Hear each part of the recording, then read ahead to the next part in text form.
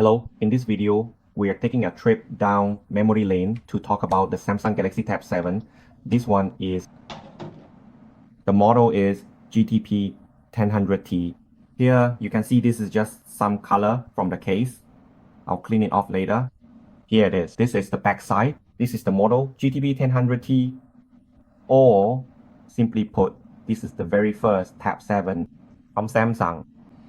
Because after this, there were the Tab 7 II, Tab 8, Tab 10, and so on. The reason I'm talking about the very first Samsung Tab, the first Tab 7, is because of its operating system. The operating system that came pre-installed on this Samsung device was Android version 2.2. This was the stock ROM, meaning it was the official version that came from the factory. That version's codename was probably Froyo, if I remember correctly. Version 2.2, which nowadays, I have to say, Android 2.2 can hardly do anything at all. You can't even access Google services or apps like Gmail. And as for Google Play, that's completely out of the question. You haven't been able to access the Play Store on this for at least a year now. This device, I bought this around 2011. It was released around late 2010, but I bought it probably around the middle of 2011. So counting from then until today, this hardware is about 10 years old. Now, you might ask why I'm making a video about this device today. It's because I want to show you how to flash the firmware. That is, how to flash its ROM from Android version 2.2. Or some of you may have already updated it several years ago. It might be running Android version 2.3. And, well, version 2.3 is still the official version. But after that, there were no more updates. Samsung stopped developing updates for it. And then, well, Google itself kept developing Android, moving on to version 3, version 4, and so on. As of now, I found some information that the very first Samsung Tab 7 actually has Android versions available for it, but they're unofficial versions. That is, they're all custom ROMs available starting from Android KitKat, which is version 4, then moving up to version 5, Lollipop, and then to version 6. The latest one is actually a good opportunity, because if we were still using version 2.2 or 2.3, I have to say that this September, which is this month, Google has announced that Android systems below version 3, they will stop supporting everything. So if anyone has an old hardware device, I recommend you can watch this clip and follow along. The equipment we need to use together for today, first, you need to have its charger, here, the cable. This end is for plugging into the device. It's not the same as the ones we use today, so you need to find the original cable for it. As for the adapter, that's not a big deal, because the adapter is just a regular standard adapter. You can use the ones we use with current smartphones, as long as it provides 5 volt. It can be 1.5A or 2A, both will work, no problem. And after fully charging its once it's fully charged on this end, we'll need to disconnect it to bring the device itself. Then plug it into the computer. Another thing is the memory card. This memory card here is a micro SD card. You need to copy the files onto it and then insert it into the device. This is to flash the firmware. Alright, let's take a look at the steps. On our computer, we need to prepare the files that will be used to flash the firmware. So in this case, I've prepared steps 1, 2, and 3 as shown here. And for each file in each step, I'll provide a download link, which will be in the description of this video. So step 1, in case your Android device is still running an Android version lower than 2.3, simply put, you might be using Android version 2.2, which is the official ROM for this 7-inch tablet. And the official ROM version 2.2 is codenamed Froyo. You will need to upgrade to Android 2.3 Gingerbread first, and then in the second step, we will root the device, rooting to gain admin level access to the system so that we can access the system to install CWM, which will be in the third step, and also TWRP. This part is the firmware recovery, and then we will install the ROM. And for the ROM here, I will be installing, actually, I should mention that for this Tab 7, there are ROMs available for us to choose from, starting from Android KitKat version 4 and also Android 5 Lollipop. And then the highest version that this hardware can support is Android the 6th of March Shmello. So in this case, I will be installing a custom ROM, which is unofficial. It's Omni 6.1. So let's give it a try. So what are the steps? Let's take a detailed look at precisely how to check the firmware version to clearly see what specific version of the Android operating system your tablet is currently running. You will need to navigate through the settings menu. Which Android version it is, you need to go into the settings, then tap on the gear icon and go to the About section, which is about your device. In this case, this is a photo I took before I flashed my device. My device originally had firmware version 2.2. This firmware was the one that came from the manufacturer from the very beginning. And then a few months later, there was an announcement that there would be an update to version 2.3. That would be the gingerbread version, but I didn't update it because I didn't know how to do it back then, several years ago. And at that time, there still wasn't what they call updating via OTA, which stands for over the air. That means updating online, basically. Back then, that didn't exist. So the process was quite complicated. And it made me feel afraid to do it because I was worried that if I tried, the device might break and not turn back on, something like that. Also, the price of the device was quite high at that time. Back then, I bought the device for as much as 14,900 baht. But now, if we don't update it, it's pretty much just electronic waste. You can't really use it for anything. So for everyone, after watching this step, you know exactly what specific version your device is currently running. Then, to proceed, you just need to carefully follow the detailed steps and instructions that I previously mentioned earlier in our discussion. The very first and crucial step to begin with is take the USB cable, make sure it's the original cable from Samsung, and plug this end into your computer. Get it ready in advance, but don't plug in the other end yet. Just wait for now. Now let's turn on the device by entering download mode. To enter download mode, press and hold the volume button specifically, the volume down button. Then also press and hold the power button. Hold them down for a moment, like this. The screen will look like this.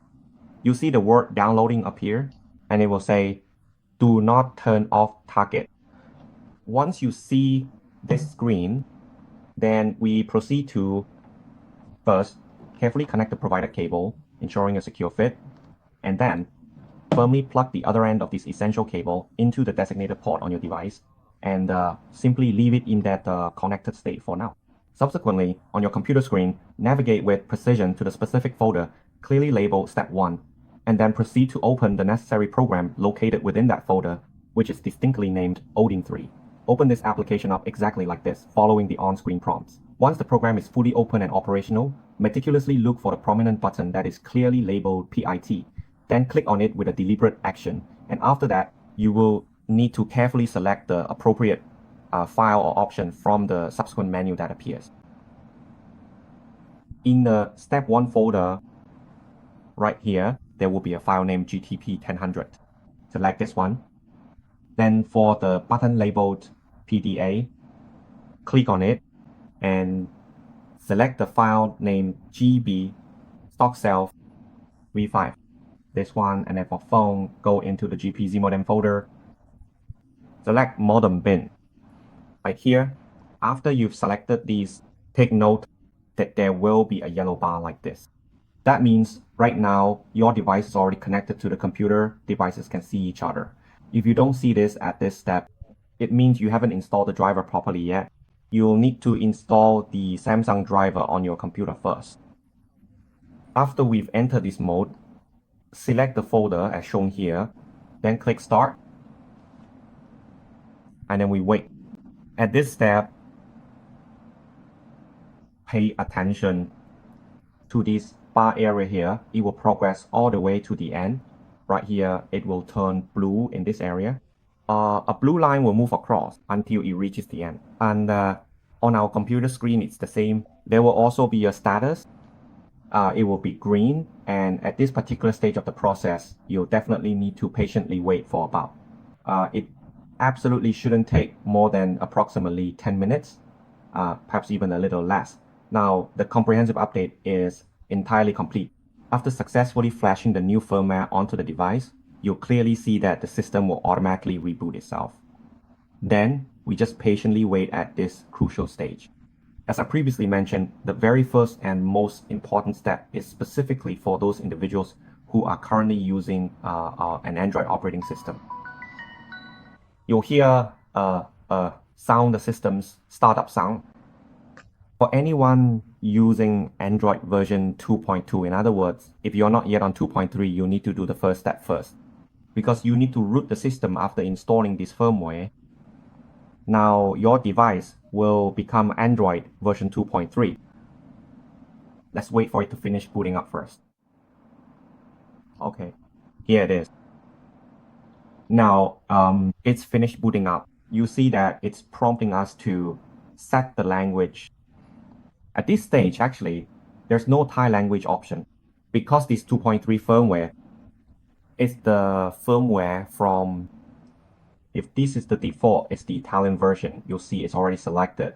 So for now, you don't need to worry about the Thai language because we won't be using this Android version for actual use anyway. For now, just select English as usual and then just select it here and you can skip through this part. Next, skip. Skip, you can go ahead and skip these steps. You don't need to set up Wi-Fi just yet because we aren't going to use anything with this version right now. So at this point, we're back to version 2.3. Try tapping into go to settings, then look for the about device section. So right now we're on firmware version 2.3.3.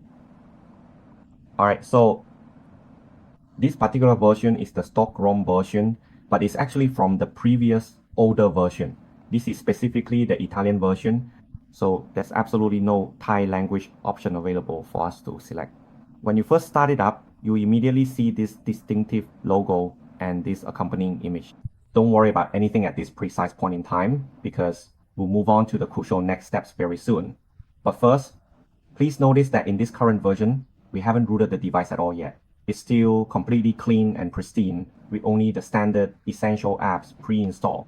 Okay, once you successfully reach this particular step, go ahead and carefully disconnect the cable because we'll definitely need to enter download mode again. Then turn off the device as you usually would. And now let's meticulously move on to the second crucial step in this process. Next, we are precisely going to undertake the second detailed step. As we have done previously, it is absolutely essential that we carefully press the designated buttons to successfully enter the specific download mode. This critically means pressing and firmly holding down the volume down button simultaneously with the power button for a sustained period of time, ensuring the device responds correctly and transitions into the desired mode. And continue to keep holding them firmly until this specific screen clearly appears. The downloading. Do not turn off target screen. Once you've successfully entered this particular mode, just like you did before, carefully take the USB cable and then carefully plug it into the device and patiently wait for the process to complete. Now at this point, we're going to proceed to use the specific folder that was obtained from step 2 in order to successfully root the device. As was done before, you should utilize the Odin free file and then carefully open it up to begin the next stage of the operation. Once you open it, please notice that the device is successfully detected. It will clearly show a specific port under the identification of COM here, and a prominent yellow bar will subsequently appear. There will also be a clear message in this particular line saying added.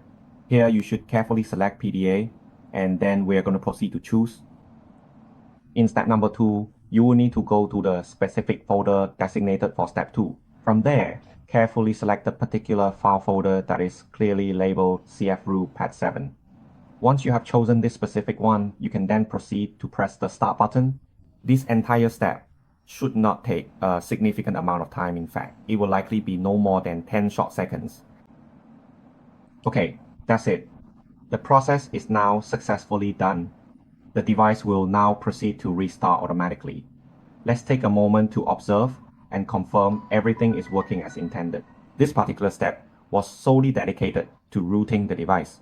Now that we've successfully gained access and are fully in, you can safely go ahead and unplug this cable from the device. Now, as you can see, it's back to the original Android version, which is 2.3.3. The only difference is that this version is now rooted. If you go into the About section, you'll see that the version hasn't changed. It's still 2.3.3, just like before. The thing that's been added is the root access. That is right here. You'll notice there are new icons. There's CWM, which stands for Clockwork Mod. Mod means modified. And then there's super user and tweaks these. You don't need to worry about, you don't need to touch or mess with them because we won't be using them yet. We haven't used this part at all yet. Next, we'll move on to step 3. For step 3, pay close attention. There are a few more detailed minor steps involved. Let's take a look together. Next, step 3. Before we begin, we need to select the ROM that we will flash onto our tablet. In this case, I'll choose the Omni 6.0.1 ROM. This is the firmware from the Omni team, and it was last updated on the 28th of April, 2016. You can't find anything newer than this. This one is Android the 6th of Marshmallow. As for the other one, it's from the Cyanogen team. It's CM13, dated the 26th of July, 2016.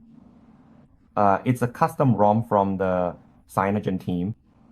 It's an interesting option, but from my experience testing both, I'm more satisfied with Omni because, well, with some applications I downloaded and used, Omni seems to run more smoothly.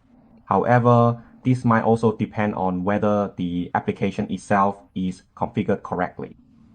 But in this case, I'll be using Omni. So whichever one you want to use, just copy that one, put it into the memory card or micro SD card. Then we'll take this micro SD card and insert it into the tablet.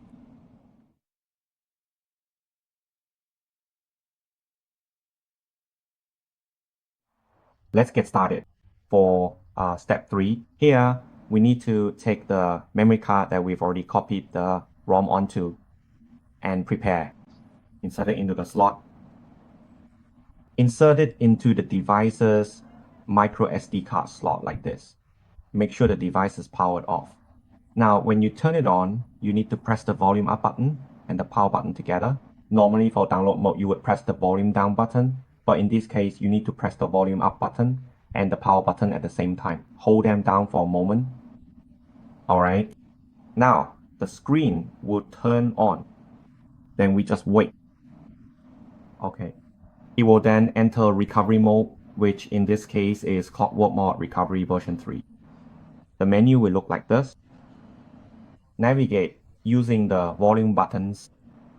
You will need to move your selection up and down the list in order to scroll down to the option labeled Install Zip from SD card. Then tap the home button to enter. Scroll down again, go down and select Choose Zip from SD card. Select it. Then scroll down and choose External SD.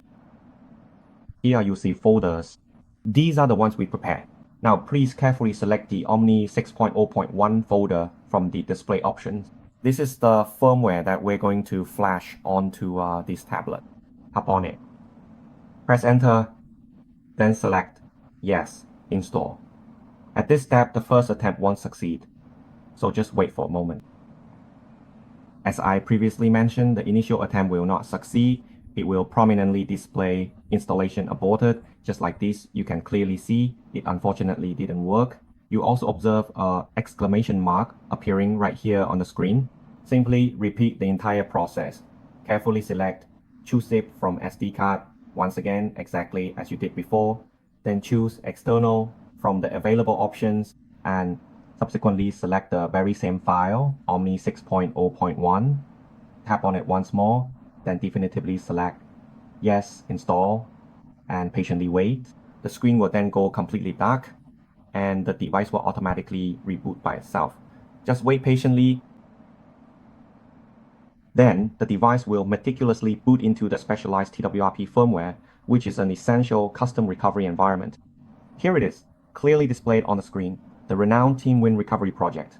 You will need to patiently wait for a brief period as the system diligently completes its intricate booting up sequence. Once it has successfully and completely booted up, you will distinctly observe this particular screen interface. At that point, you will need to perform a deliberate swipe gesture across the screen, and then you can confidently proceed to the next crucial step in the process, which will guide you further. Let's back up the data a bit. Just like formatting, if you see the red text here, don't worry about it. Pay attention to the status. In the top left corner, it should say successful, which means it's done. Now go back to the main screen, tap install, and then select storage. Choose micro SD card. Then go to the folder where you saved the Omni 6.0.1 file. Tap to select it, then swipe to install. And then at this point, you will just need to patiently wait for a little bit of time. Okay, now once this stage is reached, the system will diligently continue its processing operations in the background. It's crucial to simply allow it to proceed and complete its designated tasks without any interruption or intervention from your side. It's important to note that during this initial attempt, it is highly probable, almost guaranteed, that the process will encounter an error and ultimately fail. You will distinctly observe the word fail prominently appearing on your screen, and simultaneously, there will be a significant amount of red colored text displayed similar to what you are seeing right here. Please do not be concerned or worried about this expected outcome, as it is a normal part of the installation procedure. When this occurs, all you need to do is navigate back to the install section or tab, and then meticulously repeat the entire process from the beginning, following the exact same steps as demonstrated previously.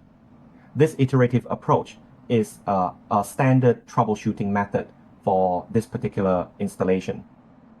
And then wait again.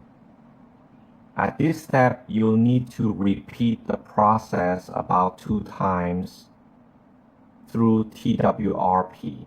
Also, make sure your battery is fully charged, or at least has a high charge. It shouldn't be below 80%.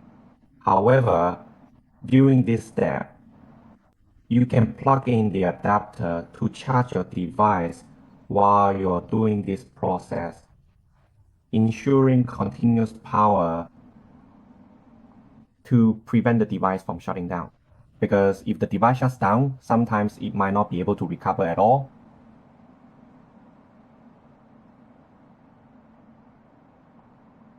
Alright then, this part is done now. Now it says enjoy OmniROM, which probably means everything is complete. So it says done here, and the status here says successful. Everything went smoothly. Now we proceed to reboot the system. And then just wait and see. Galaxy Tab 7, Samsung's very first model, updated from Android version 2. Okay, it booted into TeamWin again, but that's alright. Just press reboot. Go to reboot system, and then wait. So you might have to repeat this process. This time it should boot into Android version the 6th of Marshmallow, running on the very first Samsung Galaxy Tab 7. Here it is. The logo has appeared. Omni, now all we have to do is wait. Wait until the device finishes booting up completely. Then, let's take a look together. The comprehensive and detailed result of the interface's functionality and design. Let's carefully observe and see precisely how it ultimately turns out and performs. So right now, the prominent logo has just appeared. Omni, you see, for the very first time you boot it up, it might actually take a little while because it really needs to load some essential components, customize and optimize the system, into the ROM, which is the device's storage. So the first time it will take some time. It should be around. It shouldn't take more than 10 minutes at most. And then after it, once it starts up and successfully enters the intricate system, the second, third, or any subsequent times will be remarkably faster. It will simply be a normal streamlined boot process completely without having to sit and tediously optimize the applications again. Okay, now we are fully in. And at this precise point, we are entering the crucial section of the operating system itself right here, the very first initial interface screen, which is now fully displayed. Now, I'll try to show you first that we need to thoroughly check if the system has been updated properly or not, ensuring all components are functioning as expected after the update. Let me carefully adjust the font size to make it a bit bigger and more readable for everyone watching this demonstration. Here, if we navigate through the interface and go directly to the main settings menu and then proceed to the About Phone or About Device section, you can clearly see that right now the Android operating system has been successfully updated to Android version 6.0.1. There it is. The distinctive marshmallow symbol, which signifies this particular Android version, has now prominently appeared on the screen, confirming the update. It's ready to use. The rest is just about installing additional applications. Now, some of you might be wondering, does it have Google Play? Google Play Store? Let's take a look. The Play Store isn't available in the system yet. If you look here, it's not there. If you go into the application section, there are no Google services at all. At this stage, you can install them yourself. But if I get the chance, I'll make a video guide for you. The reason I'm not recommending it right now is because I've tried it. And the various Google services actually make the device noticeably slow enough that you can really feel it. It gets to the point where it's actually annoying because it's really slow. For example, when you go into the settings page, instead of loading quickly like this, sometimes when you press it, it just gets stuck on a white screen. It can take up to a minute just to get in. And I understand that part of it is probably due to the hardware. As I mentioned before, the hardware is about 10 years old now. So expecting 10-year-old hardware to perform as quickly as the smartphones we use today just isn't possible. Because if I remember correctly, this device only has about 512 megabytes of RAM, or at most just 1 gigabyte. As for the ROM, it only has about 16 gigabytes. If I get the chance, I'll come back and show you the steps to install Google services. But for now, I don't recommend that everyone installs it just yet. Because if you install it and end up not liking it, removing just the Google services later can be quite complicated. Most people end up having to completely reflash the firmware. But for the very first Samsung Galaxy Tab 7, the one with the GTP 1000 model, you can successfully install a ROM with Android version 6 as the operating system. If anyone has any questions, just leave them in the comments. If I can help answer, I'll drop by and reply for you. That's all for this video. Thank you very much.